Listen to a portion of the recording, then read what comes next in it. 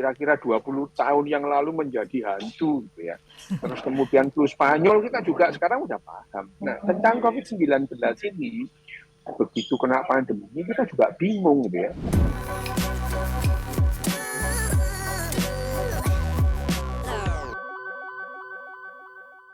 Kalau sudah kena COVID-19, ternyata masih ada loh yang mengalami keluhan. Kalau waktu itu saya sekali kena ya, saya waktu zaman Delta nih Dokter Yu. Saya yang paling sangat dominan tuh sakit kepala, Dok. Luar biasa sakitnya. Itu berhari-hari gitu dan sangat dominan sekali. eh yang saya rasakan setelah itu saya lupa apakah saya masih terus sakit kepala, tapi rambut saya rontok luar biasa beberapa bulan setelahnya gitu. Nah, berarti benar sebenarnya keluhan pasca COVID-19 itu real ya, Dok? Ya, begini Mbak Rara. Mm-mm. Kalau kita mengambil kesimpulan tentang penyakit ini, itu terlalu dini. Sebetulnya hanya satu kata, kita belum paham banyak tentang penyakit ini. Oke. Gitu ya. Hanya belum paham banyak. Hanya saja dalam waktu kedepannya kita akan makin paham. Gitu ya. Iya. Tentu akan makin paham. Tidak ada yang kita tidak tahu, hanya tersembunyi sementara saja. Itu ya.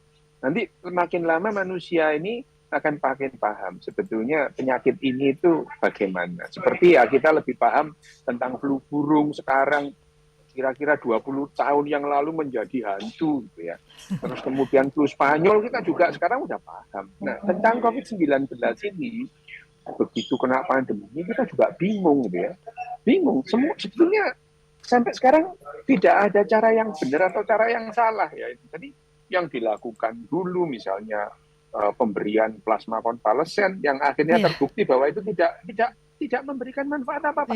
Hanya saja waktu itu kita daripada kita nggak melakukan apa-apa gitu ya. Jadi hanya saja ya pemberian plasma konvalesen segala itu tidak memperburuk kondisi gitu ya.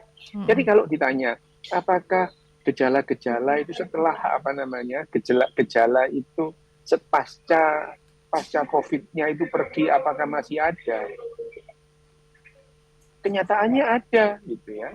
Fakta-fakta bahwa gejala sisa itu adalah kondisi-kondisi yang tersisa setelah fase sakit itu selesai gitu.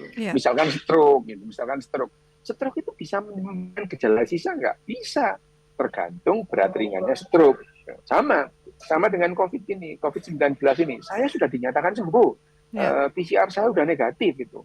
Tapi kok badan saya masih capek-capek gitu ya. Terus kemudian kepala saya masih pusing. Nah, itu yang disebut gejala sisa gitu. Gejala sisa gitu ya. Gejala sisa. Apakah gejala sisa itu berhubungan dengan infeksinya? Iya, gitu ya. Tapi jelasnya bagaimana? Nanti waktu yang menjawab ya. Manusia kita pengetahuan ini akan pelan-pelan akan mengungkap kok. Sebenarnya kenapa pada saat yang namanya penderita COVID-19 itu sudah sembuh, masa konvalesen, masa penyembuhan gitu ya. Dia masih diisi pusing, masih sakit semua badannya, penciumannya juga aneh ini. Ini kok yang namanya parfum bau kari ayam gitu ya. Itu banyak ada yang mempunyai keluhan. Saya itu parfum saya kok sekarang bau kari ayam ya dok gitu.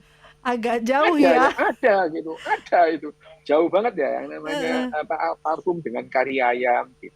Hanya saja kalau kita menanyakan apakah ini berhubungan langsung gitu, kelihatannya tidak gitu ya. Ada banyak fase yang menghubungkan kenapa COVID-19 itu sampai parosmia. Parosmia itu adalah mencium dengan bau yang berbeda gitu. Misalkan mentol jadi bau nasi goreng gitu atau sebaliknya gitu.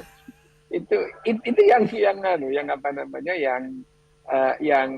nanti kita akan mengungkap pelan-pelan. Tapi apakah ini berhubungan langsung?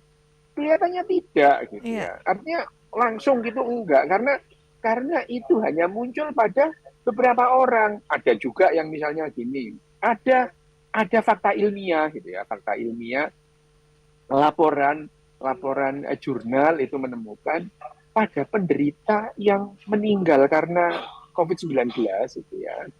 Terus kemudian diotopsi, otaknya shrinking, otaknya mengkerut gitu ya. Otaknya mengkerut. Nah, persoalannya adalah mengkerutnya itu mulai kapan gitu ya. Kan sebelumnya dia nggak diperiksa gitu ya.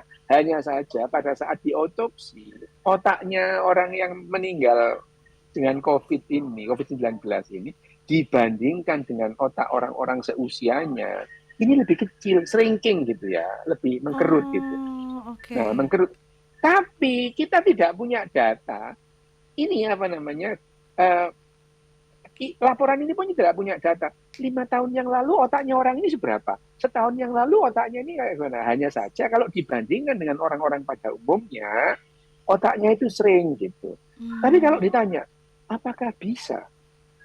Apa namanya, misalkan COVID-19, sakit dengan COVID-19 itu otaknya shrinking. Bisa gitu. Misalnya kenapa? Nah, kita tahu yang namanya COVID-19 ini mengganggu paru-paru ya, mengganggu fungsi paru. Fungsi paru salah satunya adalah membagikan oksigen ke seluruh tubuh. Gitu. Oksigen ini adalah hal yang paling dibutuhkan oleh sel untuk tetap hidup. Gitu. Nah, kalau kemudian misalnya sel otak, gitu ya, sel otak tidak kebagian oksigen, ya mati juga. Gitu. Nah, kalau mati sebagian misalkan dari banyak sel-sel otak yang mati itu terus kemudian volumenya berkurang nggak? Ya berkurang, tapi biasanya di awal orang yang kekurangan oksigen, otaknya justru bengkak gitu ya. Bengkak otaknya itu bengkak gitu. Nah, lama-lama otak yang bengkak itu sel-selnya banyak yang mati. Jadi kalau sel mati, jaringannya mengkerut gitu. Hanya saja ya tadi. Akhirnya bisa nggak shrinking? Bisa. Tapi belum dibuktikan bahwa shrinkingnya itu karena penyakitnya. Gitu. Ya itu. Baik. Nah, tapi kita tidak bisa mengambil kesimpulan. Kamu kalau COVID kamu otakmu mengkerut loh. Ya enggak gitu, enggak begitu. Oke.